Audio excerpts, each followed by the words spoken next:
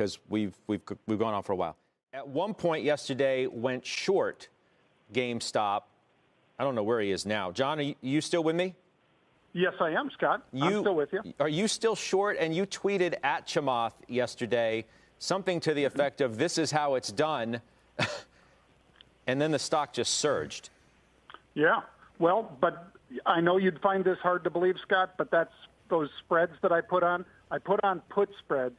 And the reason for that, as you know, but I'll explain to the viewers quickly, is that you are limited in any potential loss to what you paid for the spread. So I put on hundreds of thousands of dollars of positions, just like Chamath, but I then spread it against other short positions in puts, thus creating a position where I know for sure, Scott, if the stock is above 60 by April expiration, I lose $45,000. If, on the other hand, some sort of rationality returns and that 136% short interest comes down and the stock comes down by April, if it's between, say, $60 and $30, I'll probably make $200,000 or $300,000. So it was me saying to Chamath, here's a way to put on a bet against the squeeze that's going on here.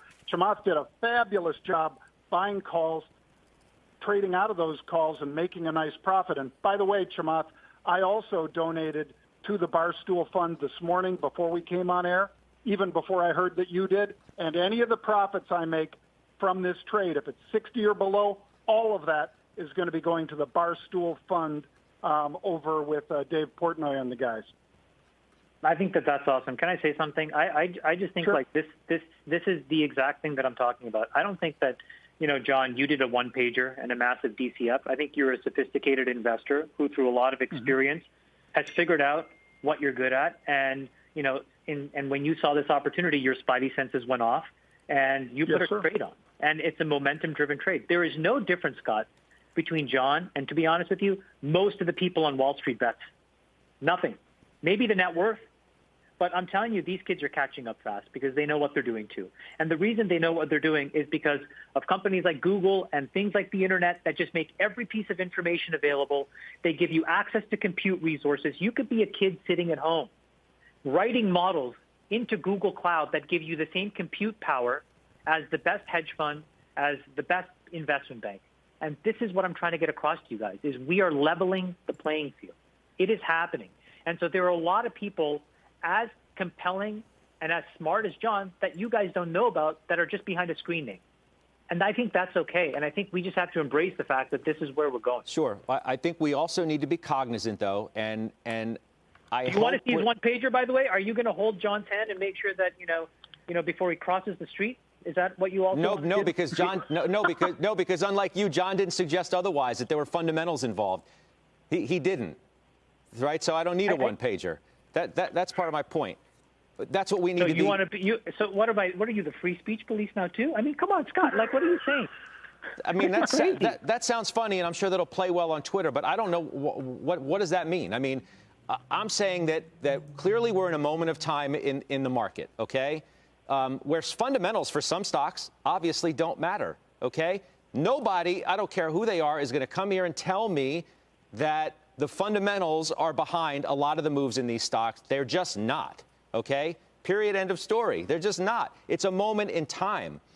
Some say this is emblematic of a... Some say this is emblematic... Hang on. Some say this is emblematic of a bubble, okay? Can I ask you a question? I'm concerned about people getting hurt in what may end up being a part of the market that's in a bubble.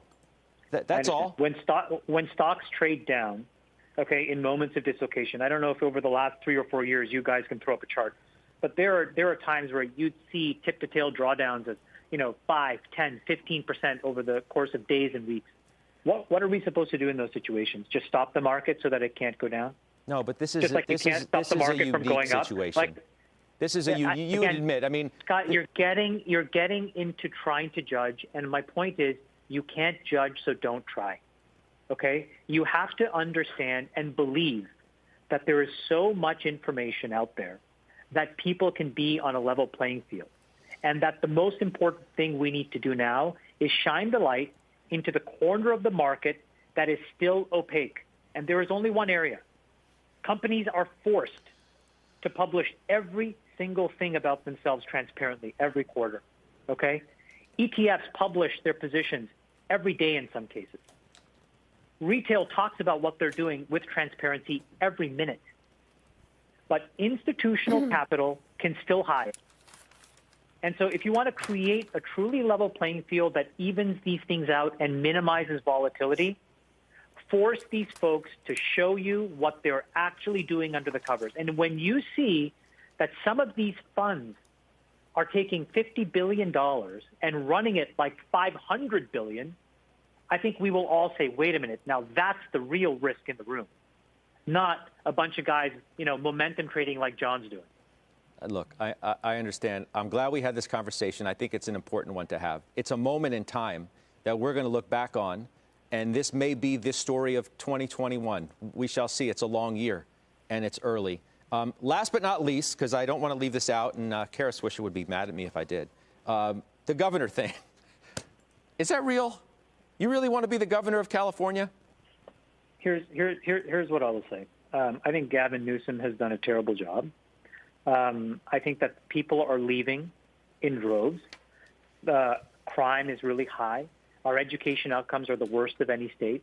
Our taxes are the highest of any state. Our air quality is the worst of any state. And so this is a state that I think is just so absolutely incredible, but right now is being run off the rails. And to the extent that we can recall him, and to the extent that my agenda, which I just tweeted out and explained, resonates with people, 0 state taxes, a minimum teacher salary of $70K, school vouchers so that you have school choice, $2,000 for every kid born in California. I think you would see a renaissance in California that would be glorious. So that's what I'm willing to say right now. First step is we need to recall Gavin. All right. We'll leave it there. To be continued. Thanks for your extended time today. I'm glad we had this conversation. Scott, can I just say one thing? I love you. Be on the right side of history, big boy. Be on the right side of history.